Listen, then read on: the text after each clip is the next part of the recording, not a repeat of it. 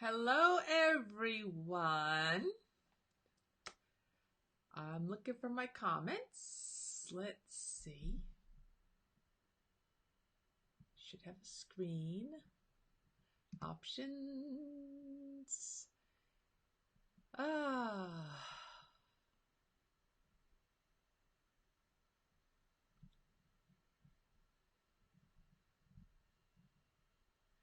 Well, if anyone's here, it'd be nice if someone said hello to me.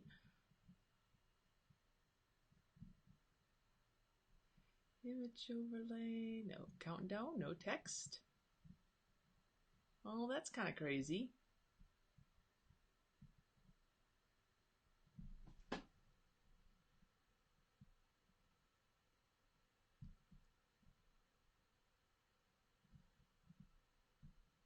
Well, I can't do this without being able to see if anybody else is online. This is kind of crazy. Bring all to front. Oh, there we go. Oh, there it is. Huh. Okay. I'm not by myself anymore. Wow, I'm glad you guys learned a lot. I'm still baby steps learning here. Baby steps. Margot's checking in. Janet, Barb, Lee from Western Australia. Fantastic. Hey, Christine, how are you? You back in the saddle again? Oh, I'm glad you could join us. Glad you could join us. Canada, Sue. Oh, with my Sue tricks. There we go. These are fun. I'm actually kind of enjoying these because I don't have to. I can do oopses and no one gets too upset at me. The look on my face was quite funny. Oh, probably because I didn't know what I was doing, as usual. Oh, hello, Vicky. Your lives are the highlight of my day. Oh, well, it's been a crazy day here. Seriously, this weekend, my husband has a Mustang convertible, and we went top downing, as he called it, to the grocery store. So tops down, it's nice. It's almost 70 degrees. It was gorgeous yesterday. Today, it's like 20 degrees out. I'm like, what is wrong with Mother Nature? It is so flipping cold here. Christine's pouring her wine. Excellent. Well, I have my Stella tonight. So it's end of a work day. It was one crazy Monday, crazy cold in Colorado. Sue, I'm glad you were there to keep me in line. You're here to help whenever I need you. Well, remind me how to put comments in every so often. Wow. And now I have to figure out how to get the comment bar. I need a elf behind me that can smack me around every so often. Tell me what I'm doing. So hopefully you guys have all had a great Monday. Did lots of embroidery possibly, or maybe did your day job. Vicky from North Carolina, I crack you up. I'm glad I provide entertainment. If we're not having fun doing this, we don't need to bother. It's, Nancy, loving my jacket. Oh, it's one of those sweatshirts that they did it's called Epic Hoodie or something like that. Kind of cool. Valerie from Shreveport checking in. Mother Nature is bipolar here in New Jersey too. No. Was that New Jersey or Jersey? Shirley, you from New Jersey? Heat press vinyl shirts today. You're tired. Yes, Sue, I bet you are.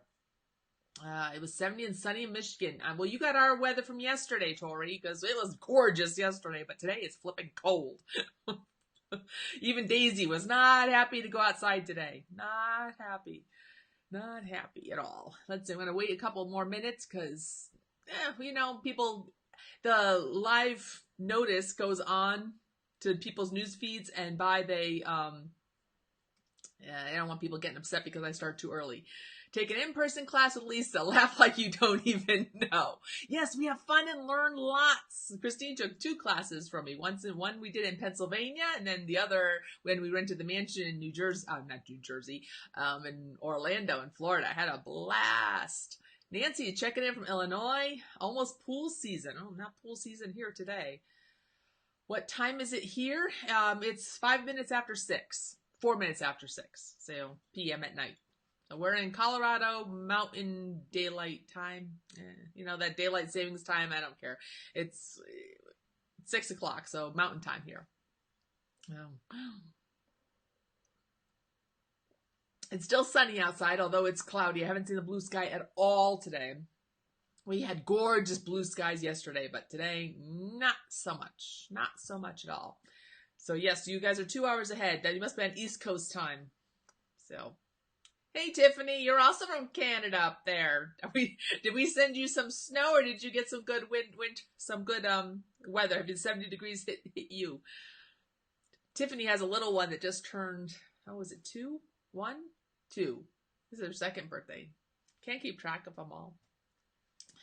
Ah, crazy, crazy. Okay, well, today we're going to talk about border designs and do some planning for them in StitchArtist, because that's today's topic is mostly in StitchArtist, although you're going to find some things that are applicable in creating any type of border design. Basically, a border is something that repeats so that you can line it up and do multiples, and how to plan for them so you don't have excessive jump stitches, excessive change of colors, etc., etc. So, if you've never done a border design, first of all, let me go and give you a, holy smokes, Command C and put it in here. Boom. Command V. Okay. Queensland, Australia. Colorado's going to follow Arizona and not participating in time change. Whatever. First birthday for Tiffany's little one. Tuesday in Malaysia. Sunny morning. Hi from Utah, Shanna. And from Philly, Lori's here. Okay. First of all, if you've never lined up embroidery designs before, rehooped. And this goes for whether you're adding two things on top of each other, or if you're doing a border design. It's very easy. The scariest part is taking the fabric out of the hoop, but I have a step-by-step blog post that I am posting into the comments here. It's on my blog site. I even give you designs to try out with the alignment lines, step-by-step photo instructions. So if you've never done it, from start to finish, setting it up in the software takes less than 30 minutes. And that's software to finishing at the machine. That's how fast the designs are. And that's the first type of thing of lining up stuff that you should do. If you're looking for doing more intensive lining up and making sure that no one can see where the gaps are, there's a class I've done on Craft C, or now it's Blueprint, called Big Embroidery with a Small Hoop. And the whole process of that class is taking the fabric out of the hoop and rehooping. And we start with basic projects, and there's 7 of them, I think, 6 or 7. The largest one you do is with a 4x4 hoop. It's 6 hoopings. So you get really good at rehooping your fabric. But if this is your first time doing a border design, I would suggest starting out with something that's relatively simple, that is forgiving. Okay? Something that isn't going to be completely obvious. As long as you're hooped on straight of grain, you're going to be able to, no one's going to notice if your spools are just a little cattywampus or out of whack. So this would be project number 1, and I'll give you the link for that, the designs for this one, so that you can set it up. We're going to talk about that in a little bit. The second type of project I would work on is, this is another, and kitchen towels are great for doing border designs, because if you have 5x7 hoop, that's basically 2 hoops. You know, maybe, no, this is 3 and a 5x7. Yes, if you go edge to edge, but if you skip in a little bit, it's almost 14 inches. So there's 2 5x7 hoopings, 3 if you are having overlapping. But you see how these are a little bit more or a little bit less forgiving, because if you're off with your alignment, it's a little more obvious. But you get better with practice. Seriously, I'd rather rehoop something than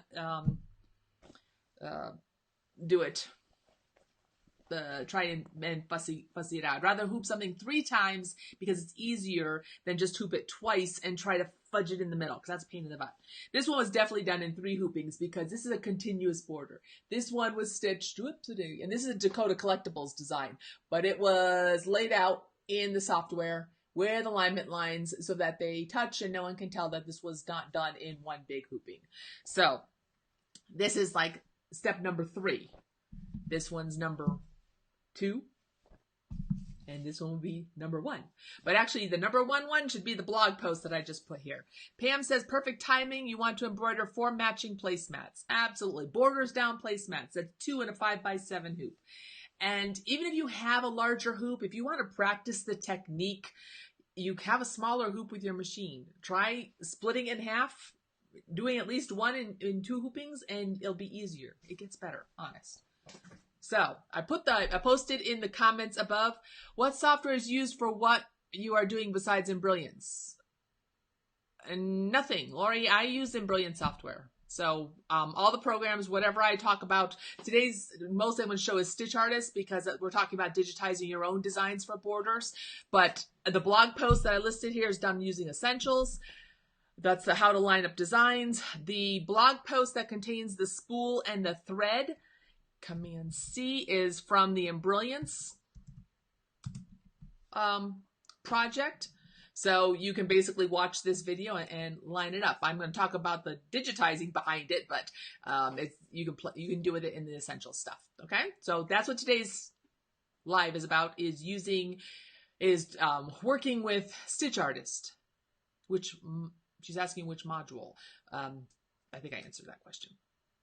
But tonight's is mostly about StitchArtist. But if you're just working with lining up somebody else's designs, then you can just do this in the Essentials module and follow the blog post, and you'll get all the information on how to put the alignment lines in. So let me switch this over, and let's see. Whoops, you don't need to see that. There's my program. Okay, I didn't know if you need any additional softwares. Oh, that's what I meant. Yes. There we go. So Embrilliance platform, and I may have to turn myself off so that we don't have to see my face on here. But let me open up first of all the what do we want to look at first? I froze you solid. Don't know what that means. Don't know what that means. Let me go and first talk about how to install the alignment library if you don't have it. That blog post I put from my blog has a link to a BX file, which is the alignments. And that's a library that I use that has different types of alignment stitches: horizontal, vertical, crosshair, little V's. And it depends on what machine you have. Some machines have a scanner for the little V gizmo. Well, this alignment library will give it to you.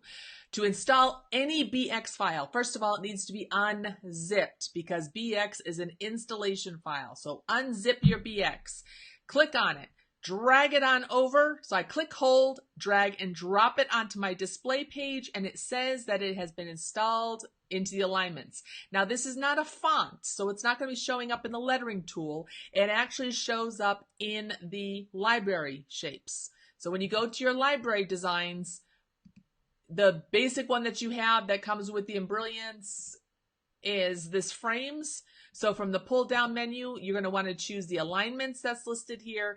And here are the alignment stitches that you can add in. Okay. Hopefully I moved my thing out of the way so I can't see. So when I'm talking about adding an alignment line, it's from the alignment library. Okay. Hopefully that makes sense, guys. Now, when I am digitizing a design or something that I want to repeat, let me go and open up a border that I have that I'm working on. This is perfect. This is one that I did for all of my placemats here at home. So for someone that wants to look at doing something simple, fast, easy for placements, this is just a swirl design. And if you notice in my object pane, I have multiple designs. Now, the reason that it happened that way was because of my planning process. What I mean was, my first design that I thought I was going to basically do one complete border on this. Okay? Let me walk you through how my border came into being. So I'm going to go and I'm going to copy this, boom, new design, and I'm just going to paste it in. This is what I thought I would just have a bunch of these going across. Now in StitchArtist level 2, whoopsie, mouse is going a little crazy. In StitchArtist level 2, one of the views that you have here is called a continuous view. When you choose it, basically it opens up a little dialog box that says, do you want to view more of these in the horizontal orientation or vertical orientation. So if I chose horizontal, because that's where I'm going with a horizontal design, if I choose to show it horizontally, it shows you a preview of if you put multiples of these in a hoop, that's what it would look like. And it doesn't, it's just a preview. It doesn't do anything. It doesn't create them for you. That was shown the other day when I did the enthusiast with the instant repeat, if you wanted to go that way. But it lets you help build the design layout in your mind. And when I saw this, I was like, well, that's nice, but it wasn't what I was going for. I was looking for something simple, but not too crazy, but not that. I was looking for something more. So I'm going to keep it showing so that I keep seeing this. And this is just going to add to my view. And that's when I started playing with drawing my shapes. And we don't need to see Lisa draw because Lisa doesn't draw very well. But the next one that I came up with was this little guy here, this funky little V shape. Again, I'm just going to copy him and I'm going to paste him in here. And as you can see, it's pasted them both one right after each other, and it has expanded your view, your prediction of what your design would look like if you left it just like this. So if I take this design here, this second V, whoopsie, I'm going to have to use the trackpad here, and maybe move him onto this side. Can you see how it sort of helps you change and determine if this is what it is that you want it to have? All of a sudden, I'm not getting any more reactions here. So either my internet's gone bad or I lost you guys all completely.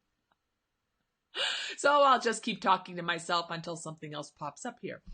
Okay, so say this already is starting to look better for me, although I can see it's not fitting inside my hoop. So I would have to make adjustments on that because this is just a preview. I would have to repeat again.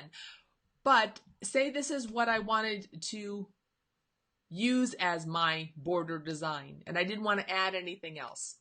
Oh, Sue can hear me. That's good. I'm glad we're going that way.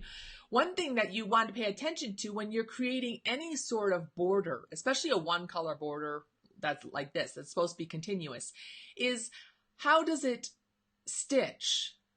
Because you don't want, especially a one-color design, you don't want it jumping all over the place, back and forth, back and forth, back and forth, right? Does that make sense? It's fine listening. It's all good.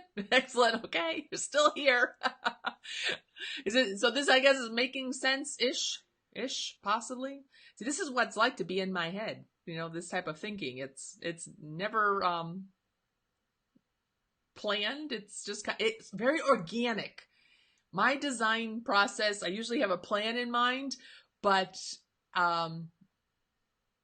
it's organic in how it develops. But while I'm working, say this is as far as I wanted to go, I can turn off my preview so I don't have to look at it anymore. I'm going to hit don't show. And now I want to see, okay, so I want this and I'm going to repeat it in my smaller hoop and go from here. I'm not even going to pay attention to my hoop. I'm going to turn it off. What I want to pay attention to are how the two designs are connecting to one another. So they start on one place and they're going to start on the left here and exit on the right, because there should be really no jumps at all in this design. Hopefully that makes sense. So let me zoom in so that we can actually look at this. And I'm going to turn my jumps on. So under my view menu, I'm going to turn jumps on. And can you see there's a red dashed line in between those two?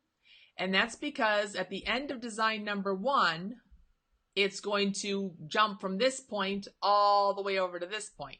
So let's look at how design number 1 stitches out.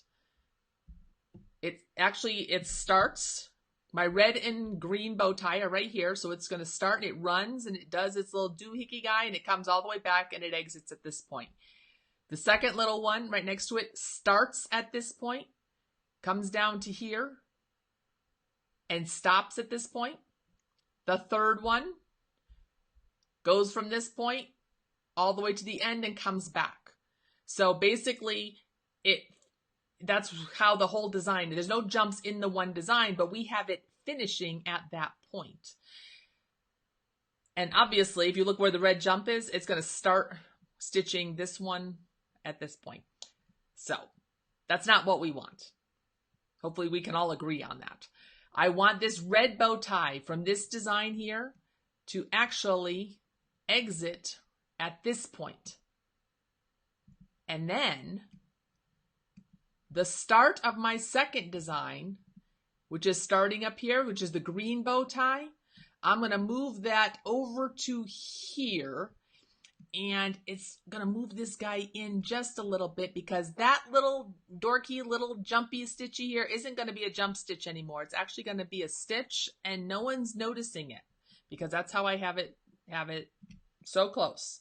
If their nose is that close to your placemat, you need to have a different discussion with that person. Maybe they had too much to drink during dinner. They're not going to notice that little jump thing. Okay, so it starts here. It stops at this one.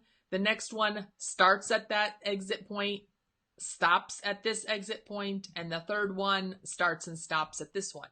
Now, if I'm going to continue this on and do my border, I need to pay attention to, okay, where am I going to do my next connecting point? Now this, because of the way the order is, this line is my last one. It's going to have some jump because this particular line isn't going to touch anything over here. So unless I start reordering my lines, there's not much that can be done with getting rid of a jump stitch. Hopefully that makes sense. So at this point, when I'm looking at it this way, well, it's going to have to jump from this. Either it's going to jump from this point over, or from this point over. Jump is a jump. For me, I mean, unless I want to take the time to reorganize those stitches so that the layers are different, this is where it's going to be. Okay? Hopefully. Yes, makes sense. So say this is as far as I want it to go. And I'm going to use my 4x4 hoop because this design, I'm going to practice. It is 96.4 millimeters wide. There's only 580 stitches in this. So to stitch this at your machine and try it as a practice run isn't going to take any time whatsoever for stitching. 500, not even 1,000 stitches. This is the type of design you really want to practice on when you're doing something connecting for the first time because you're not investing all this time. Those of you that have taken my multiple hoop classes, especially the one I did in Craftsy, one of the stories I tell you is that my first multiple hoop rehooping project cost me a new hoop because I was so afraid to take the design out of the hoop. D asks if the lines can be reordered so there is no jump. Yes, I guess if I went and can they be that? This is the one that this is the outside line. So if I wanted to move this one to stitch last, and then I'd have to reorder the starts and stops because now it's not in order the way it was before. So yes, that has to be practiced. I don't want to do that. Command Z. I don't exactly. If you want to reorder your lines so that you get no jumps, that's what you want to do. The way I have this set up with my runs is that the two stitches on the outside are heavier than the ones on the inside. So I just, we are the artist. We can do whatever it is that we want. So I'm choosing not to get rid of my jump stitch. So whatever, if you want to get rid of the jump, that's perfectly fine. There's nothing wrong with that. That's what goes into part of the planning. That's the whole process of it. In fact, I got another example afterwards. But first of all, I want to show you how you create this so that it does line up with one another. That's where this alignment library comes in. Now, when you're lining up borders that have to repeat, you need alignment lines at the beginning and the end. Okay? So that the first thing that stitches is your alignment line, and the last then that stitches the design, and then the alignment line. So that when you do your next hooping, all you have to do is line up the two alignment lines. Hopefully that makes sense. And then you keep rehooping, rehooping, rehooping. So I need to put them in. So I'm going to go to my alignment library that I added. Let me go to my alignments. I'm going to select my vertical, click OK, and it places it right here in the beginning of my design. I want to move it. It doesn't matter where you put the alignment line, as long as once you put it someplace, you don't touch it again. because I now need to place this line here onto this side so that it's in the exact same spot that it needs to be. Okay. It also has to stitch first. So this vertical run here needs to move first. It needs to be the very first thing to stitch. I'm sorry, Lenora, you burnt your popcorn. You got so interested in watching.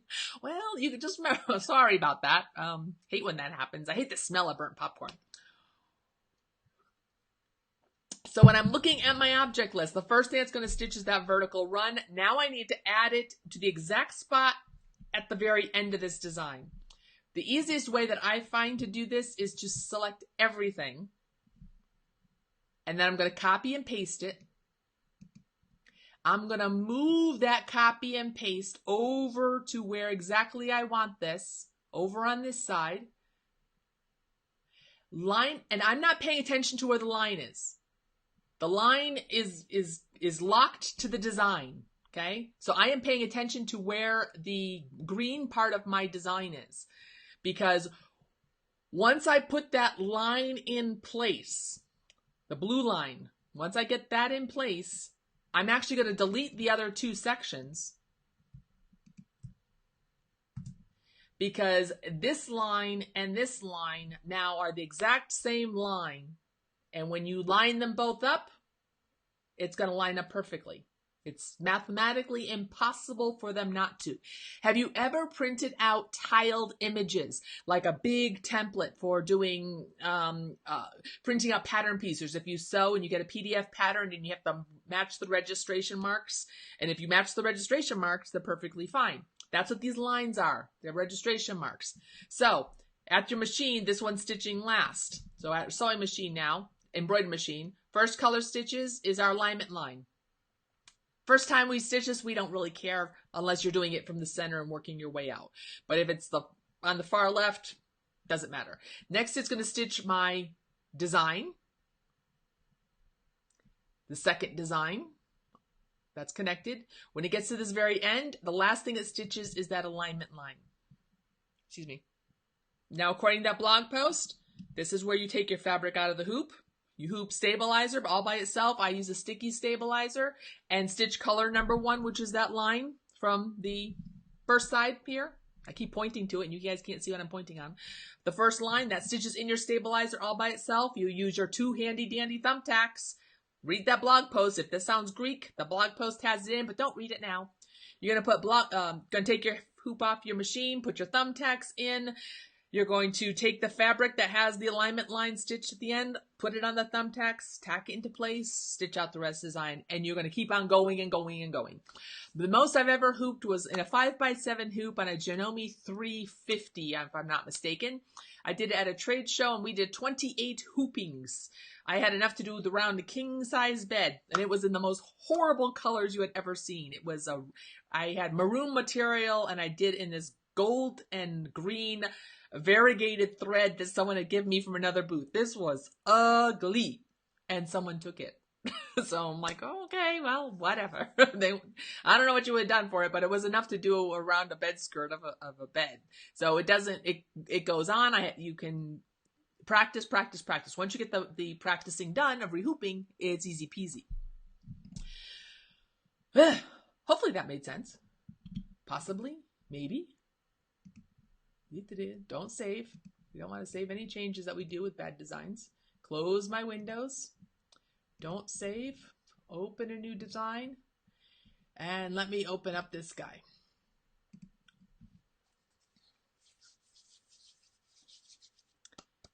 Making sense so far? Possibly.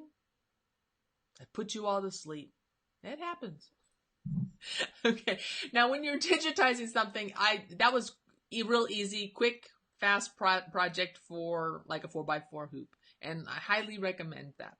Now, when you start moving into something more elaborate, this is freestanding lace. And of course, you don't want to do just one little 4x4. The size of this is only 1 inch wide by about 2 inches tall. So you don't want to have to rehoop. You want to do a couple of these in your hoop. Okay. But in order to get a couple of them done, it's always good to have your design laid out first. Then you have to take the alignment stitches out. Christine wants to know. I don't take my stitches out until the very end of my entire project. They're just basting stitches. And I did a video on the Embrilliance Embrilliance Facebook page showing how I take them out. I flip my hoop upside down. I pull up the knot from the end and I clip the knot away, and then I clip like 3 or 4 stitches. And the last one I clip the knot, turn it over, and the top one pulls right out. So it's people that say they have a hard time getting that knot. If you clip it from the back side, so just use your fingernails and pull it up and just clip it, it comes right out, doesn't pull, doesn't do anything bad. The only time that this is a tough technique to do is if you are doing bridal satin. And that's because that's not a very forgiving fabric. Once you put your needle in the fabric, it kind of tends to leave a hole. Practice, I did have a brand of satin that I had used because I did the bottom of the train. That was a fun job. White thread, white train, embroidered all the way around, and we did a continuous border around it. Whatever satin it was that she used, we were able to steam it out. So we didn't want to get the you don't want to get steam drops on it, so you have to want to make sure you use a good steamer to get the holes out. But that will usually, if you can, if it doesn't, certain fabrics just you gotta massage them and futz around with them. Seriously, the only one that I really couldn't get the holes out ever was when I did it by accident on pleather. That really was not forgiving. That was a dumb move on my part. So we used crystals and covered strategically the holes. So that worked. Okay, it's mesmerizing. You have to concentrate on what you are doing. Yes, it helps when you talk to yourself. Seriously, when you walk yourself through the whole process and, okay, this is my start and this is my stop, and I want to make sure that and do that. First of all, the computer just seems to listen, and your mouse just seems to work better that way. Now, one thing I wanted to show you, this is my freestanding lace design. I did this for the edge of a lampshade, and I have a bracelet that I did with this. It's also part of that craftsy class that I had done. If you notice in digitizing this process, sorry, I got a boo-boo. You see my boo-boo. I did gardening this weekend, and I was wearing gloves, but it just really, really hurts. So I should have wrapped it before this because I'm one of those people that just, please don't hurt, but it hurts.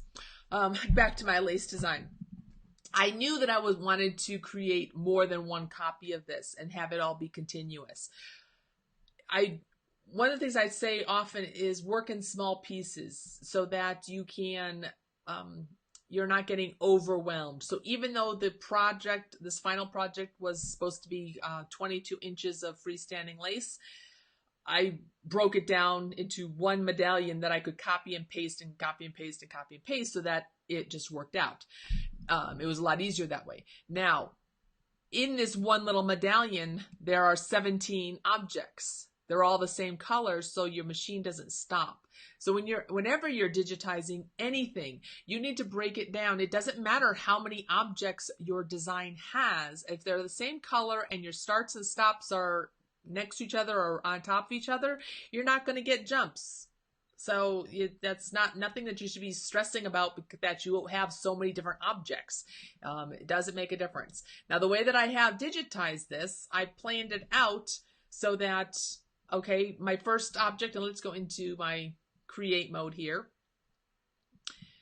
I have it starting on the left because I knew when the next piece is going to fit in, this is going to be this is my starting point here, and my stopping point for the little connecting piece is going to be at this little spot here.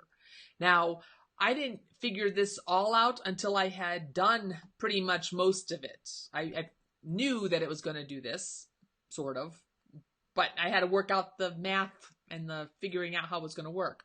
So this first running stitch just basically gives me an outline so that I know where my other stitches are going to be. Then I said, okay, see how it's stopping at this point here? That's where this little inset of freestanding lace fits. And it is starting stopping right real close. Actually, this little guy should probably be right here. That's so close together, it's not making a difference. But there's that one. The next one is the little satin border that fits across the top, and it exits right here. So you can see how when I go through this design, the starts and stops are right on top of each other so that they connect. So there's no jump stitches, and they just continue through. But the most important ones to pay attention to, because it doesn't matter what happens in the middle, the spaghetti stuff, it happens, you need to pay attention to where the starting point is and at the very end where our stopping point is. And see where that little red stop is? That's the last stitch. So when I take this design here, which is my lace, and I go to copy, paste, whoops, did I paste that in? Yes. And I move it on over to this. They line up, and there's still no jumps in between the two of them. So I would do this for as many as I can fit into my hoop, but the only one I really had to digitize is that very first section. And then I know that it's going to end. And then when I'm going to rehoop my lace, I just have to make sure there's an alignment line at the very beginning of my lace object here on the far left, one on the far right, and the same thing, the same process with the two alignment lines in between the middle of them. Hopefully this is making sense. Possibly. Maybe. It's mesmerizing. It is. But it's all very logical. It's borders either work from top to bottom, left to right, inside to outside. It's all a part of your planning process. And once you have determined your planning process on how you think the best way of doing this is, then you can work from there. And when I say the planning process, let me go back and let's see if we can move this guy over here. Boom. This one. If you notice this little design, I started from the center. So I had it hooped in the center. I had these, whoops, I think it was these three. I had 3 of my designs stitched. And then I did one set to the right, and then one set to the left, and I had these dorky little spots on the ends. When you work from center out, you have to kind of plan for what do you do when you get to the end point here. So I actually took out and used my enthusiast software, to take out these dorky little doohickey balls to make a little tiny design, because I thought this was too close to it was too far from the edge. For me, it just looked odd. I just wanted to end at the seam. So going from center out, you might have to do some finagling on the ends or figure out what it is. The planning is the key. That's exactly right, Dee. I mean, it's like you have to, it's not something you just say, oh, I'm going to start on the left and go to the right, and then you have like 4 inches left over, and it's not, you're like, okay, now what? That's when you have to go back to the software and figure something out.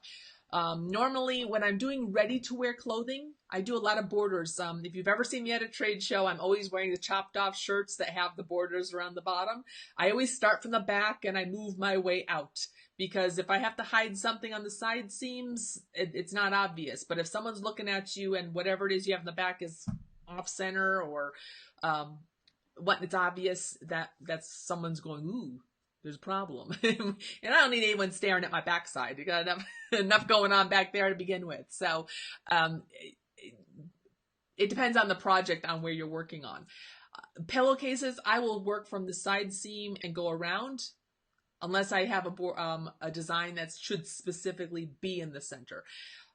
That's just my way of doing things. Now, I do recommend doing borders on towels first as your practice ones. I get my towels from All About Blanks, allaboutblanks.com. She has great hand towels, linen towels, kitchen towels. And if I need towels, that's where I order them from, because this was actually, I just literally took this out of the washing machine because it was hanging up on I actually use this in my kitchen, and I just shake it out. I don't have to press it. I mean, this is actually a nice looking towel. So I get all my kitchen towels from her, because the worst thing is if you've ever done embroidery on a kitchen towel and then you take it out of the dryer and you're like, ooh, I have to iron my towel. Eee, not my idea of a good time. Because, you know, just me. And forgot what I was going to say. But towels are a good thing to practice on, because if you have 5x7 hoop, you can usually do a design that's decent size 2 hoopings, unless you're getting really complicated. Your first design should really only be 2 hoopings. Don't be like me. My first design was like 40,000 stitches per hoop, and it was going to be 3 hoopings, and I had to buy a new hoop because I was too scared to take it out of the hoop. So, okay, guys, what time is it? 6:40. Any other questions coming through?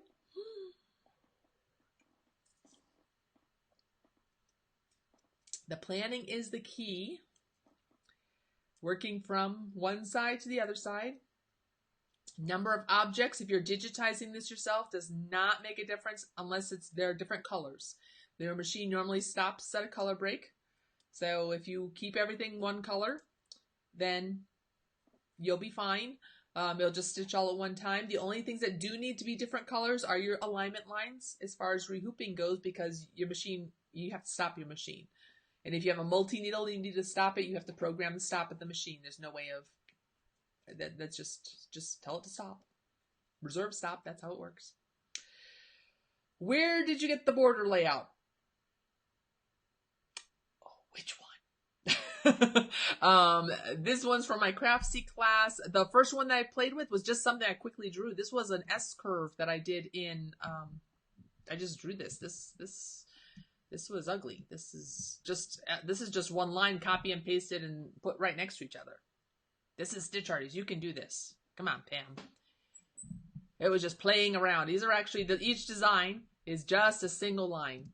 Look at, there's a one run, and I copy and pasted it and made another run, moved it over, pasted, put another one, and just moved it over. How easy is that? I mean, it kind of looks really kind of fun, but it's just, I drew one line. What part of the software?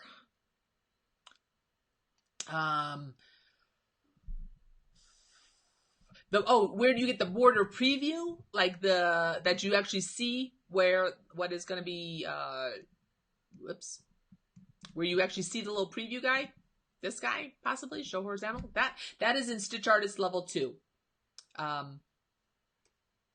That is how that is. That continuous border is part of StitchArtist 2. Sorry. I know you guys are trying to type questions and I talk fast. So, okay. Thanks, Pam. I'm glad that was the one. Okay. D, especially appreciate the digitizing starts and stops tip. You know, no one learned to do this overnight. So seriously, talk to yourself. I need to start on the left, stop on the right. That's how you do that. Heather wants to know, can you do this with a bot design? You can't change your start and stops with a bot design, but yes, you can create a layout with purchase designs. In fact, I put the blog post for the Embrilliance blog that has, whoopsie, let me go, I didn't switch over. This guy right here. You can get the spool and needle and thread, and you can follow the instructions in my blog post, and you can actually create this little border design. And that is just using alignment library, which is in that blog post, and you can line up your designs and put them in.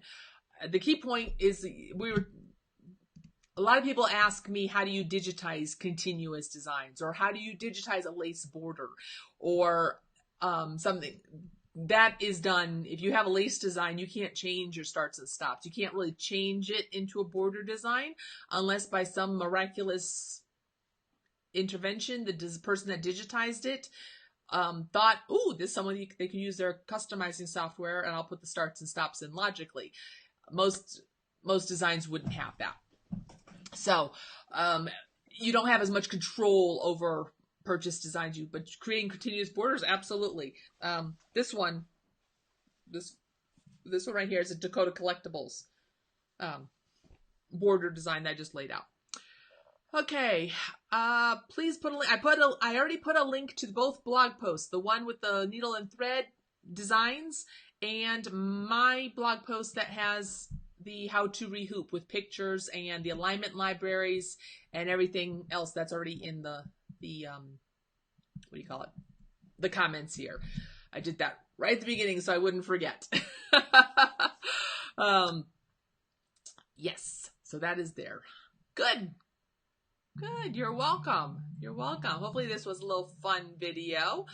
Fun way to start the week. Start the week. Stop my little alarm so I can think. Oh, I mean, it's not gonna. Let's see. Put this here. Bum ba da da da. Command C. Boom. Command V. Boom. There we go. I just posted it again. And it has the two of them. How to line up the designs and the blog post that has the live threads are in there. So, yes. Oh, you're welcome, Danielle. I enjoy doing them. I do not work for Embrilliance, as many of you know. I do their social media. I do help out because I love the software. I'm an independent educator. I teach and I sell the software. But I like doing these. For those of you that are looking for software, I do have an affiliate link on my website. Just click on the little Embrilliance software link at the top. That goes, and you don't pay any extra. You might get a sale price, but I do get credit for the sale. Small commission. That's one of the ways I make my money. But I do enjoy doing these. I love the software, and I'm not sure what's next, Christine. I have a list of topics that I'd like to talk about. I think I was going to possibly, I don't know what I was going to do next week. I haven't figured that one out yet. Yes, next week is the last one. I don't know if I can do one the following week because the following week I'm going to be at the Everything Embroidery Market in Kentucky. Now, as I mentioned in the last live, they did open up a few more spots in my hands-on classes in Kentucky. I don't know if I'll be at the East Coast again this year, so if you're looking to go to a trade show and take hands-on Embrilliance classes, that would be the one for you. That's eemshows.com. That's the very first weekend in May. After that, I'm in Houston. The first 2 days are sold out, but I still have spots in the Stitch Artist class, day 3, which is the all-day 3 classes. After that, I am at the Applique Getaway. Hopefully you guys have been seeing that. They've done, Lindsay did a great video with 2 Regular Guys podcast. The prices on the Applique Getaway have dropped. The hotel is a fantastic hotel and the great prices for that. I have my pre-show hands-on class as well as the VIP classes. They've put some of the topics already on the Applique Getaway website, appliquegetaway.com. You can find the link to that on my website, which is listed right here on the bottom of the screen. So-bubbles.com/education. I have a link that goes to my classes telling you what I'm teaching. And after that, I'm in Denver for 3 days. So we still have some spots available there, although day 1 is almost full. I think we have like 4 spots left on day 1. So, and then after that, I'm not sure. I do know I am in Australia in November. My husband and I are going on vacation, and I'm working with Gary from Gary Walker from Echidna Sewing Products. He will be sponsoring me and we're going to do some sort of events there. But I am on vacation, so wherever I told him, I said, I'm not working the entire time. My husband won't, my husband doesn't understand. And I would really like to go on vacation. I've been to Australia so many times, and I get to see parts of it because Gary and Cindy Walker are fabulous on taking me around, but I'd really like to be on vacation there for a few weeks. But I figured, that flight is horrible. So while I'm there, we'll do a couple classes. There it is. Lenore, are you ready for July? You're starting your list of questions. Oh my. I don't know if I should be scared or not because a list of questions, we have quite a ways to go. But what's great is that when you're looking at the questions or when you're developing your list of questions, even for the next live, when you see I'm getting ready to do something, a topic, that means you're using the software. And the best way to learn to use the software is by using the software. Push buttons. You can't break this. Save your work. I didn't save it here because I'm throwing what I'm working on here. But the very first thing I do when I open the program is I open up a new design page and I save it. Therefore, I can just hit Command S every time I want to save something. My computer teacher from way back when it was hard work to work on a computer, the law, he told me it was a law, was to save as often as you never want to do that again. So if you have no problem repeating your steps over and over and over again and doing it, never save. But if you don't want to do it again, save your work. It's not hard. They put that nice shortcut, Control S or Command S for on a Mac, depending on what it is. Save often. And when I'm working on something like the digitizing of the lace, if I'm not sure where I'm going next, I might save as a different version. So I'll have lace 1, lace 2, lace 3, lace 4. So I can always go back and forth and find the previous version if something bad happened, which it does. When and where in Australia? Gary Walker from Echidna Sewing Products. They're the ones that are going to be organizing it, and they are doing all the, they'll know the dates. And since if you're there, give them a call, ring them up so that they let you know. I'll guarantee those are going to sell out because it's going to be, I'm on vacation, so they know I'm not going to be there. I'm not there for a very long time. But, yes, Echidna Sewing Products, they're on any of the stores, or I would contact the Kapalaba location just because that's where their headquarters are. So, okay. Oh, Celeste snuck in and Debbie says hi. And thank you, Lenore, for going easy on me. Anyway, okay, guys, it's about time for me to go walk the dogs, check the mail, and I will, next day or two, I will post what we're when we'll do next week. And before I head on over to Kentucky with the Everything Embroidery Market, which is my next in-person location. So take care, guys, and I will see you online. Bye.